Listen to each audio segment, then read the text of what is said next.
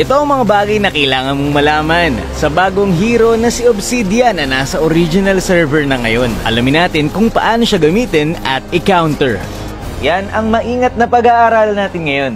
Umpisahan natin sa kanyang passive. Kapag inaatake mo ang kalaban, makakagain ka ng tinatawag na bone energy. Ito yung nasa baba ng HP niya. 30 stack ng bone energy ang kailangan mo para magkaroon ng bone shard. Ito naman yung nasa may level. Kapag may stack ka na ng bone shards at inatake mo ang kalaban, makakatanggap ng additional damage ang kalaban mo depende sa dami ng bone shards mo. At 25 ang maximum stack ng bone shards. Kapag minions ang inatake mo, isang bone energy lang ang dadagdag sa'yo kada basic attack. Pero kapag hero naman ang inatake mo, 2 bone energy ang madadagdag sa'yo. Pero ang pinakamabilis na paraan para makapagpa-stack ay pag gumamit ka ng skill 1 sa kalaban. Dahil 3 stacks agad ang dagdag sa bone energy kapag skill.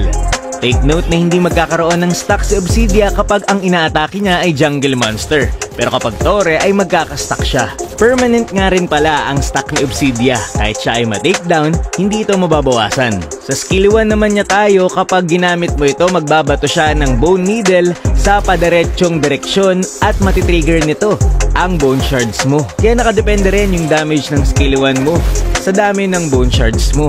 At dahil nga mas malaki ang stack mo kapag skill ang ginamit mo, maganda kung sa early game ay skill 1 ka lang para hindi agad ma-takedown yung mga minions at makapagpa-stack ka. Kapag late game na, isang skill 1 mo lang, ang sakit na ng damage. Dito naman tayo sa kanyang skill 2. Kapag ginamit mo ito, makakagain ka ng 500% movement speed.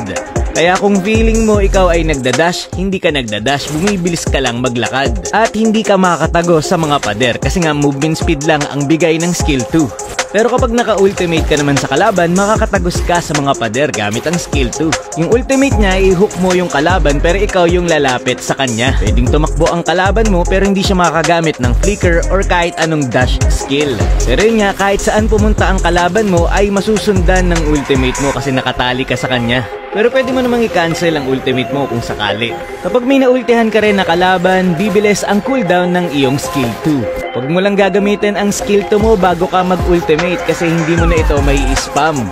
Kailangan may skill 2 ka bago ka mag-ulti para may spam mo yung bilis ng lakad mo. Pag nag-ultimate ka rin sa kalaban, makakagain ka ng 5 temporary bone shard. So yan, tignan nyo buti, 25 yung maximum stack ng bone shard, diba? Pero nung tumama ang ultimate ko, naging 30 yung stack nito. Pero 3 seconds lang ang itinatagal nito. Take note na kapag tinamaan mo ng ultimate ang kalaban, may stun ito ng saglit kaya pwede mo itong pang-cancel ng mga skills. Sino nga ba ang counter sa kanya? Dito sinubukan ko si Karina kung gagana yung return damage ng kanyang skill 1 doon sa passive ni Obsidia. Pero yun nga, kung makikita nyo, hindi bumabalik sa akin ang damage kahit naka-skill 1 si Karina.